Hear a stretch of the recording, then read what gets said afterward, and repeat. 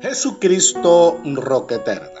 Segundo libro de Reyes, capítulo 9, versículos 32 y 33 nos dice la palabra de Dios así. Alzando él entonces su rostro hacia la ventana, dijo: ¿Quién está contigo? ¿Quién? Y se inclinaron hacia él 2 o 3 eunucos, y él les dijo: echadla abajo. Y ellos la echaron, y parte de su sangre salpicó en la pared y en los caballos, y él la atropelló. Amén. Los capítulos 9 y 10 de Segunda de Reyes constituyen el clímax de la confrontación entre el profetismo de Dios y la apostasía de la dinastía de Omri. Tras décadas de sincretismo religioso y opresión bajo el mandato de Acab y Jezabel, la narrativa se acelera hacia un juicio inevitable. Jehú surge no solo como un general ambicioso, sino como el brazo ejecutor de una sentencia divina previamente pronunciada. Este bloque textual es fundamental para entender la transición política en Israel y la rigurosidad de la justicia de Dios, quien, aunque paciente, no deja por inocente al culpable, utilizando los mismos escenarios del crimen, como la viña de Nabot, para vindicar su santidad. Amén. Alabado sea Dios. El capítulo 9 comienza con una acción profética dirigida por Eliseo, quien envía a un joven profeta a Ramot de Galaad, versículo 1. El mandato es claro: apartar a Jehú, hijo de Josafat, hijo de Nimsi, para una misión destructora. Tras el ungimiento privado en el versículo 3, el profeta declara el oráculo de Jehová contra la casa de Acab. Dicen los versículos 7 y 8: herirás la casa de Acab tu señor, para que yo vengue la sangre de mis siervos los profetas y la sangre de todos los siervos de Jehová de la mano de Jezabel, y perecerá toda la casa de Acab. Amén. Versículo 13. Entonces cada uno tomó apresuradamente su manto y lo puso debajo de Jehú en un trono alto, y tocaron corneta y dijeron: Jehú es rey. Amén. Esta sección subraya el concepto teológico de la retribución divina. La casa de Acab no es juzgada solo por su idolatría, Baal, sino por la violencia contra los profetas de Dios. Jehú se dirige a Jezreel, donde se encontraba Jorán de Israel y Ocosías de Judá. El lugar del encuentro no es casualidad, ocurre en la heredad de Nabot, el hombre que Jezabel asesinó para robarle su viña. Cuando Jorán pregunta si hay paz, Jehú responde con la cruda realidad del estado espiritual del reino. Versículo 22: ¿qué paz? Con las fornicaciones de Jezabel tu madre y sus muchas hechicerías. Amén. Jehú mata a Jorán con una flecha y ordena que su cuerpo sea arrojado en el campo de Nabot, cumpliendo la palabra de Jehová en el versículo 26, que dice: que yo he visto ayer la sangre de Nabot y la sangre de sus hijos, dijo Jehová, y te daré la paga en esta heredad, dijo Jehová. Tómalo pues ahora y échalo en la heredad de Nabot conforme a la palabra de Jehová. Amén.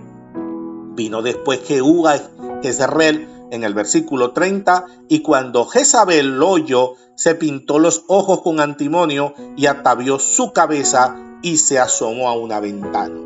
El texto destaca la altivez de Jezabel hasta el último momento, desafiando a Jehú desde la ventana, llamándolo Zimri, el gericida, que duró solo 7 días. Sin embargo, el juicio es inmediato.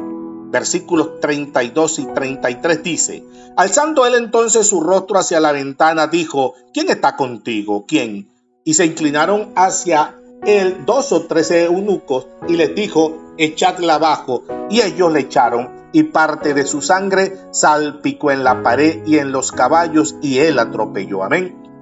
Cuando Jehú, versículo 34, envía a enterrarla por ser hija del rey, dice el versículo 35: pero cuando fueron para sepultarla, no hallaron de ella más que la calavera y los pies y las palmas de las manos. Amén.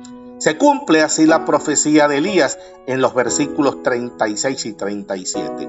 que dice: en la heredad de Jezreel comerán los perros las carnes de Jezabel, y el cuerpo de Jezabel será como estiércol sobre la faz de la tierra en la heredad de Jezreel, de manera que nadie pueda decir: esta es Jezabel. Amén. Alabado sea Dios. El capítulo 10 detalla la ejecución sistemática de la sentencia divina, donde Jehú utiliza la astucia política y la violencia militar para consolidar su poder y limpiar a Israel de la influencia fenicia. Versículo 3 dice: escoged al mejor y al más recto de los hijos de vuestro Señor y ponedlo en el trono de su padre y pelead por la casa de vuestro Señor. Amén. Jehú desafía a los gobernantes de Samaria a elegir un sucesor de los 70 hijos de Acab para pelear. Dice el versículo 5: y el mayordomo, el gobernador de la ciudad, los ancianos y los ayos enviaron a decir a Jehú: siervo tuyo somos y haremos todo lo que nos mande. No elegiremos por rey a ninguno. Haz lo que bien te parezca. Amén. Ante el temor de los líderes, estos se someten a Jehú, quien les ordena decapitar a todos los descendientes reales. Dice el versículo 7: y cuando llegó la carta a ellos, tomaron a los hijos del rey y degollaron a 70 varones y pusieron sus cabezas en canasta y se las enviaron a Jezreel. Amén. Jehú justifica sus acciones ante el pueblo, afirmando que él es solo el instrumento de la palabra de Dios.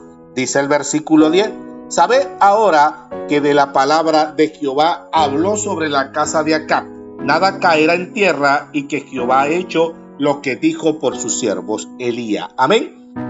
Dice el versículo 11: mató a Jehú a toda la casa de Acab, sus príncipes, sus familiares, sus sacerdotes, no quedó ninguno.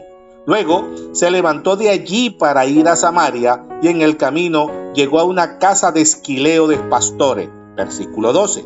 Jehú se encuentra con los parientes de Ocosía, rey de Judá, y los mata a todos, 42 hombres. Versículo 14. Luego se encuentra con Jonadab, hijo de Recab, una asceta que buscaba la pureza religiosa. Jehú lo invita a su carro diciendo, en el versículo 16: ven conmigo y verás mi celo por Jehová. Amén. Esta alianza simboliza la unión del poder militar con el rigorismo religioso más extremo de la época. Jehú utiliza un engaño para erradicar el culto a Baal.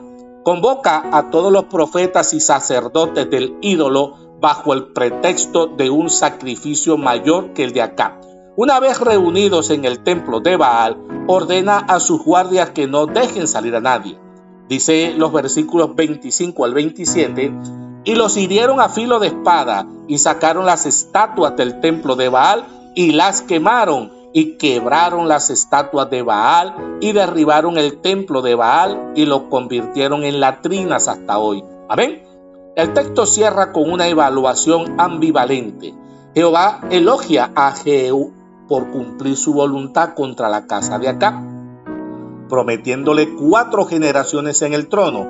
Sin embargo, el autor bíblico señala su fracaso espiritual. Dice el versículo 31: mas Jehú no cuidó de andar en la ley de Jehová, Dios de Israel, con todo su corazón, ni se apartó de los pecados de Jeroboam, el que había hecho pecar a Israel. Amén. Jehú eliminó al balaísmo, idolatría extranjera, pero mantuvo los becerros de oro de Dan y Betel, idolatría nacionalista, demostrando que su celo era más que una herramienta de control público que una devoción espiritual completa. Por ello, el capítulo termina con la pérdida de territorio ante Hazael de Siria. Amén. Alabado sea Dios. Concluimos. El ascenso de Jehú es una lección sobre la diferencia entre la obediencia funcional y la entrega total. Aunque Jehú cumplió con precisión la misión de erradicar la casa de Acab y el culto a Baal, su corazón permaneció anclado en la conveniencia política al mantener los becerros de oro de Jeroboam. El texto nos enseña que el celo religioso, si no está acompañado de una reforma interior y una adhesión total a la ley de Dios resulta en una forma incompleta. La caída de la dinastía de Omri marca el fin de una era de maldad institucionalizada, pero deja una advertencia. El juicio de Dios busca la purificación total, no solo el cambio de administración. Amén. Bendito Dios. Vamos a orar. Señor Todopoderoso, Dios de justicia y de verdad, al meditar en tu palabra en estos capítulos, reconocemos que tú eres el soberano de la historia y que nada escapa a tu mirada. Te pedimos hoy que nos des un corazón sensible como el de los profetas para discernir lo que te agrada y lo que te aborrece. Líbranos, Señor, de tener un celo como el de Jehú, que a veces busca más su propia gloria que su santidad. Danos la valentía para derribar los altares de Baal en nuestras propias vidas, pero también la integridad para no conformarnos con reformas a media. Que no queden en nosotros becerros de oro de conveniencia o pecado oculto, que nuestra obediencia sea completa y nazca un amor genuino por tu ley. Te damos gracias porque en Jesús, nuestro Rey ungido, encontramos la justicia perfecta y la misericordia que nos restaura. Amén. Dios te bendiga, Dios te guarde.